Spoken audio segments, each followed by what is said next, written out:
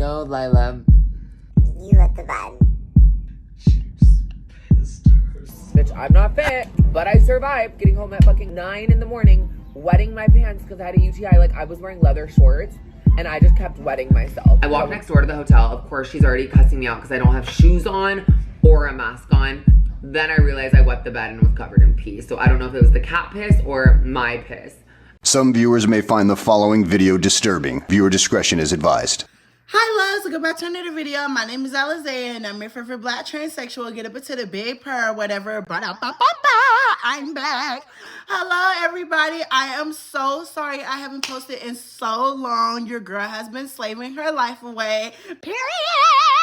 Before we get to today's wonderful, amazing video, you already know what I'm about to say. I got to give a special shout out to my channel members. Hey, Bookie Bears. If you want to become a channel member, you can only spend $2.99 or $3.99. Girl, I ain't finna charge you an arm and a leg to sit over here and get some early access videos. And, you know, get your own private videos, girl, because sooner or later, girl, I'm going to give y'all some real content. No tea, no shade. Before we get to today's video, girl, I need you guys to like, comment, and subscribe because you will never find another ghetto black transsexual like me. Hello. I'm beautiful, you're beautiful. Get up into the big purr, whatever, and go make sure you grab your snacks, girl, because today things are gonna get messy, literally. Alrighty, y'all. So as you guys seen by the title, today we're going to be talking about Lilah Gibney. I'm going to be 100% honest with you. I might miss a couple of details because I'm on the black side of the internet. I do not go on this side of the internet. So God forgive me, but I'm bored and I just want to make this video. So let's get into some things. Bada bing, bada boom. So for the ones who are wondering who Lilah Gibney is, Lilah Gibney is a transgender YouTube commentator, influencer, and social media personality who was born May 2nd, 1998 in Ohio or Iowa. I don't remember, girl, because I really don't care about her personal life like that. No tea, no shade is not that important. Lilah Gibney rose to fame in the mid-2010s, you already know, as a transgender YouTuber known for her bold personality, raunchy humor, unapologetic, approach to her identity. You already know.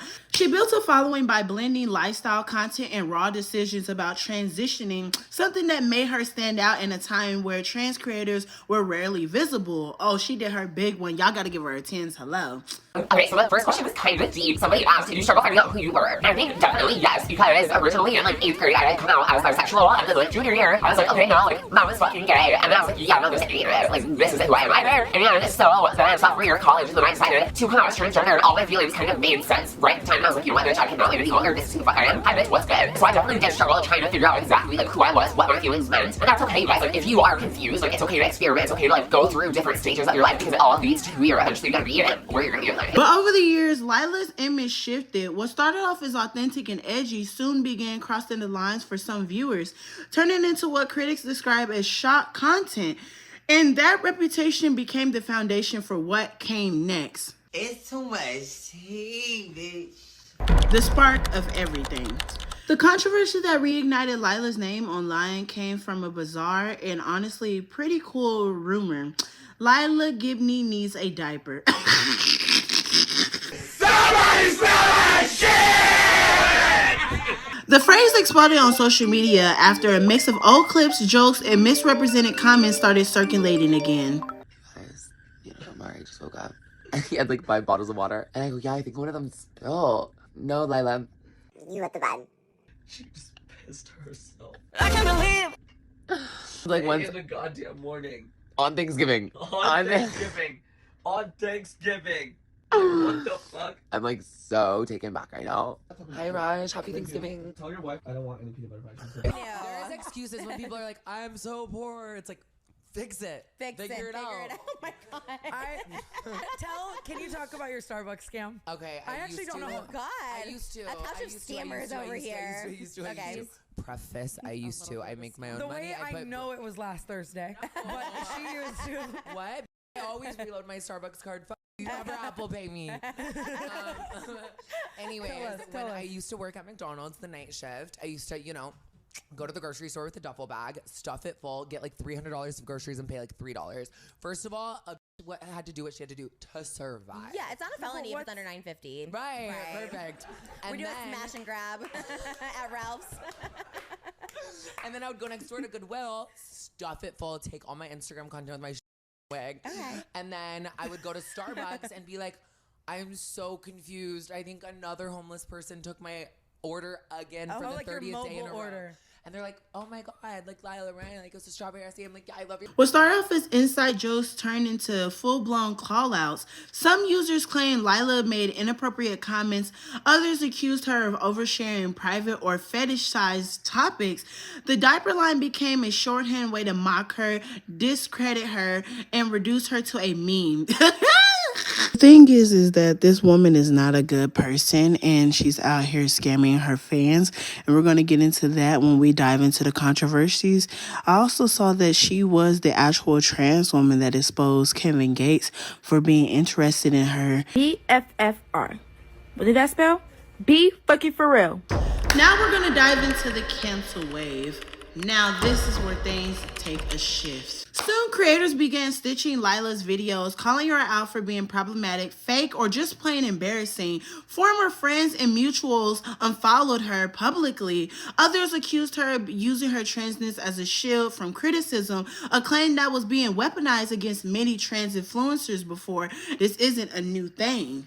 Breaking down what the fuck is going on TikTok today, Lilah Gibney drama explained. The other day, Cole posted a story time about surviving Lilah. So many people started posting about their stories with her. So who the fuck is Lilah? Influencer, model, YouTuber, LA socialite, best known for her beauty and transition content. 2019, Lilah hung out with all like the LA Hype House OG influencers, Hannah, Cole Carrington, all of them part of the Jake Paul Team 10 House. In 2024, Lilah attended the Hype House stars Covert and Alex Warren's wedding. You know that guy that sings The Ordinary. They wanted to be the first ones to post about their wedding. Please stay off your phones. Well, Lilah was like, how the fuck can I make this wedding about myself? Went to the wedding, filmed a whole ass fucking vlog, edited, posted wedding content before the couple literally the next day. The couple hadn't even had a chance to post their first looks or anything. And there was another incident where she was rolling around Covert's veil. Throughout the years, it's been known that Lilah has no common courtesy for others. Cole Carrington makes a storytime TikTok video surviving Lilah, and it's basically this expose about how he flew to LA to the Tate McRae concert he saw her in Dallas and was like, oh god, she's so fucking phenomenal that I have to go again, and he wanted to go see the show in LA. And Lilah was like, oh my god, like stay with me, it'll be so fun. He was hesitant about going to LA to stay with Lilah for a few reasons. One is that he is sober, and he knew that staying with Lilah there might be some triggers, and he just has to be stronger. The other thing was that his grandpa was in hospice, and Lilah was like, no, it's okay, like we'll have so much fun, this will be healing, we can make content, you need to get away, stop being sad, it'll be fine, it's Tate McRae. So this is where the trip from hell begins. So Cole flies to LA to stay with Lilah, and immediately red flags everywhere. So I guess Lilah's things that she loves exchanging content for promo, and that means literally just posting one Instagram story, tagging the person and calling it a day. So like very weak ass promo. When Cole gets there, Lilah has this whole glam day set up. They're gonna get spray tans and facials, but again, this is all content for promo. Cole posts 3 Instagram stories about the facial, tagging the spot. Then they go to get spray tans, and Cole's like, you know what, I'm just gonna like pay for it. Lilah did not pay for it. She, I guess, like exchanged promo. After this, the day goes on, and this is where the missing rug situation happens. Lilah accuses Cole of stealing her rugs because she misplaced them and can't find them, and she's freaking the fuck out. And remember, Cole is literally sober. He's so proud. It's been 15 months, and he's like, why would I take your rugs? Like, you know that I'm sober. So she starts going batshit crazy looking for her rugs, and he helps her look for them. They can't find them. So this was in the morning, this was midday, and now the dinner meltdown. I guess Lilah hired fake paparazzi to take pictures of her coming out of the restaurant, and it was $250. Cole wanted like a picture, and I guess Lilah was like, no, like you didn't pay, like you don't get a fucking picture, which is so whack. If I were her and my friend was visiting and I paid paparazzi to take cute pictures of me, I would tell my friend, hey, jump in, like get some pictures. I hate cheap fucking people. That is my biggest pet peeve. They're at the dinner, and I guess Lilah just disappears for a really long time. A verbal fight between Cole and Lilah breaks out because Lilah, she ditches him the whole time, pisses herself continuously throughout the night, and Ubers and booths. Like, girl, allegedly, I am by no means trying to insult people that have bladder issues that can't help it. Lilah can't help it. A lot of people also allege that she be pissing everywhere. Willy-nilly piss in booths at restaurants and in Ubers. That's so fucking unsanitary. They get into their little fight. Lilah is drunk out of her fucking mind, unconscious, and she tells Cole, get the fuck out, pack your shit, go. And he's like, okay. Cole gets her from wherever they're at to her home because she's like unconscious, and he's just like, okay, she yelled at me, it's fine, I just have to stick it through, take my craze tomorrow, I can do this. Oh, and I guess at one point when Cole, I think, was helping her find her rugs, or maybe another instance, he found his Dior shoes and Fendi sunglasses that he lost a long time ago in her closet, and he was like, hey, like these are mine, I'm gonna take them back. And she tried charging him for his own shit that she took. Bonkers. So anyways, they go to bed. It's the next day, it's a concert day. Oh my god, he's gonna see Tater Tot. I guess Lilah's friend slash hairstylist just got discharged from the hospital. Lilah's like, okay, well, like when am I gonna be here to do my hair? And the girl's like, I'm on my way, I literally just left the hospital. Literally, this girl is going to Lilah just so she can get a fucking Instagram tag on a story. And Cole Carrington was like, honestly, that's such a scam because like that tag on one story on Instagram isn't gonna do shit for that girl's business. But he's like, none of my business. The day of the concert, Cole also helps Lilah get content because he's really good at doing transition TikTok videos or something like that. And she's like, cool, thanks. And then leaves him, does not invite him. Cool, thanks for helping with my content. I'm gonna go get my Insta baddie pictures. Bye, bitch. Literally, she could have been like, oh my god, you wanna come with me and get some cute pictures of yourself of like you're fit for Tate McRae. You're here for Tate McRae. Your grandpa's literally dying. You haven't been to LA in a while. She's actually such a shitty friend and host. Oh my god. Then the funniest part is that I guess the entire time Lilah is like, oh my god, I know celebrities. I was just hanging out with Cardi B the other day. I was just with Tate McRae. I know them all. I'm gonna get us into all these after parties. I guess every after party they went to, they were like, who the fuck are you? And they got denied. Then I guess allegedly Lilah also peed in her concert receipts at the Tate McRae concert. Then the next day after the concert, Cole wakes up and Lilah is off like doing some spa day with a friend. Didn't invite him. He's like, whatever. I don't give a fuck. He saw Tate McRae. He did what he needed to do. He booked his flight. He got the fuck out of there and was like, bye Lilah Gibney. Then got on TikTok surviving Lilah, and it was tea because now all these other people are posting their surviving Lilah stories on TikTok. So I guess she scammed like a whole bunch of people, influencers, her friends, small business owners. Hey, I will post your product on my story for $100, and they would be like, okay, and then like it never happened. And that is surviving Lilah explained.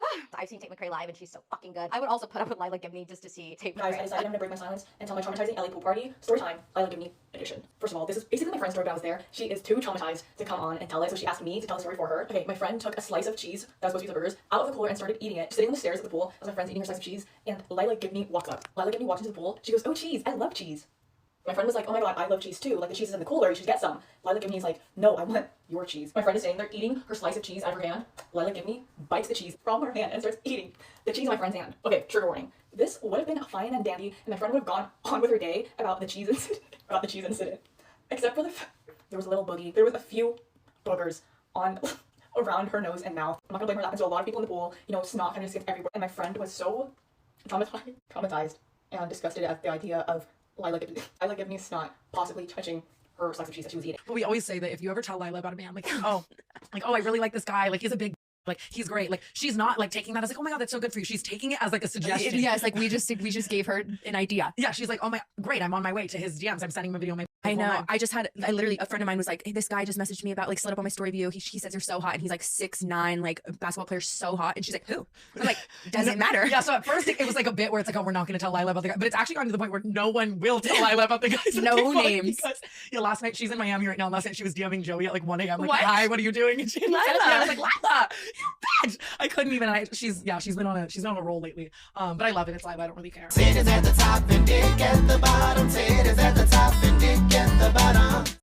I hit her up and asked if she could do a story promo. She said $100. I said I only had 85. She said that would be fine for 80. I said great. I complimented the YouTube series she was doing, and then she asked for the link. She didn't post or say anything for 3 days. Then I messaged her and I said, I'm really sorry to bother you, but can you please post it? She said she kept forgetting that she would do it. 4 days later, still no post. I messaged her again, please just either give me back my money or post the story promo. 2 more days later, still no response. I said, do you need more money to see what she would say? She says yes. At this point, I'm literally fucking fuming because I was a fan of hers, and then she just scammed me for absolutely no reason. 10 days later, I say, just to be clear, you stole my money. She says, wait, what? I then brought up how she said she would post my story promo over 21 days ago, and she has posted multiple other story promos and posted about needing to do story promos. I also tried to humble her a little bit. She never responded and just viewed them.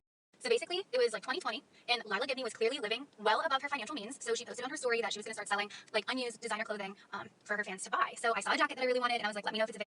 So she said it would be $200, and I agreed, but as I said in my Reddit post, that was literally the biggest lapse of judgment I ever had in my life. And again, this was 2020, so I didn't have Cash App yet. I don't remember if it had just come out or what. So she said to Venmo her friend. Her friend is Molly Little. This girl also used to be on social media. I don't know if she is now. I tried searching for her, but I might have like blocked her during the situation, or she blocked me. I don't know. I do know that she was friends with Brooke at the time, like back when Brooke had blonde hair. I think she just moved to California, and she had a bunch of pictures posted with Tana. I only know this because obviously after they stole my money, I was creeping on them. So then I sent the money, sent them proof, like sent a screenshot. Right above where it says yay done, there was like a screenshot of the Venmo transaction. Then of course days turned into weeks, and I never got my jacket. I definitely really regret how kind I was at first, as you can see on this. I was just being way too nice to people who clearly do not care about anybody but themselves. So then I reached out on Venmo to Molly Little about her just sending the money back. Like, no worries, I understand that I'm not going to get it. Can you just please send me my $200 back? She was just so rude, just so entitled and mean for no reason. That's how you know that someone is doing something wrong, when right off the bat, they're just rude. So during this time, I saw Lilah going out to a bunch of fancy dinners, like posting how much she was spending, blah, blah, blah. So to her, I posted this on the Reddit. $200 was a night out, but to other people, it was getting like a month's worth of groceries for themselves. This was 2020, so different prices. It could be filling your prescriptions. And for me, it was paying for a jacket that I thought I wanted and rightfully deserved to get since I paid for it. Then I did contact Venmo, and they basically said that I had to file a police report, and I live in Pennsylvania, they live in California, so I think the police report would have had to have been filed in California, so I didn't do it. So then it started to become less about getting that $200 back. I kind of just ate it and accepted that I never would, and it started to be more about making sure that this doesn't happen to other people. So I left a comment on her Instagram. It was really mean. Okay, I'm gonna be honest, this is like not in my character at all, but it was a very mean comment that I left. But this was after she ghosted me, didn't care, and her friend also ghosted. So I just said, you almost have 80,000 followers and you're too broke, you can't pay back your supporters who you stole money from. And this is just me showing that she restricted me from commenting after that. And then of course I reached out and I was basically like, I got scammed, and she said no. And then I was like, okay, well you never sent me the jacket that I paid for. Again, I was being way too nice. Probably because she was like an influencer that I looked up to, enjoyed watching, whatever. Also, just to point out, she is like seeing all of these on Instagram and she's just not responding. Rude. So then my last message was just, you're disgusting. Why would you do that to someone who supports you, follows you? Hope it was worth it. The moral of the story is, I really like the podcast. This experience and seeing them platform her again has really just made me consider that not everybody that they bring on will be trustworthy. It just made me lose some trust in like the credibility. And someone else commented about this on the Reddit too, that I was like, oh wow, I thought they would be more trustworthy if they're going on a podcast. And they're like, what do you mean Tana and Brooke's people would be trustworthy? I understand where they're coming from. Like, it's very lighthearted, but I just was coming from the assumption that like if you are an influencer influencing people, you kind of have a reputation to uphold and you wouldn't be scamming your supporters. I was like, I'm not like, so he came, he was like, let's go to dinner. And I was like, okay, just like text me where. Like kept it really cool. And he sat down, he had like 4 phones. He was saying like El Chapo was watching me. And I was like, okay, like cool. He had a phone. The gang or was no Chapo. And we were in his car, he was playing his new album. He was on Instagram Live, and in my brain, I'm like, dude, he shows me on live. And I'm like, ugh, I just know one of like the fans from Iowa, like where I'm from. That is a dude. Yeah, like that's a back in the mail. And it was just one of those situations where I almost felt like I was like at like lunch with my, or like in trouble with my principal. Like I felt like he was literally looking so deep into like my soul in my like 9 different holes that like I didn't even know what I was getting into. I tried caviar for the first time. That was cute. It was hot. He asked like, do you want to come home with me? He was kind of just like, get in my car. And they just, I mean, that's how they always are. They don't ask. You go. Yeah, you just go. You just follow the rules. Yeah. And I don't know. He's all about like energy, like ashwagandha, like the whole 9. Honestly, we fucked. And I told him I was trans, like mid, like spread eagle, like pussy flap scars and all. Like I How did you like? How did you bring that up? honestly, Like, I was just like, mid-sex, what? Yeah. I was like, I'm squirting. He's like, no, you're not.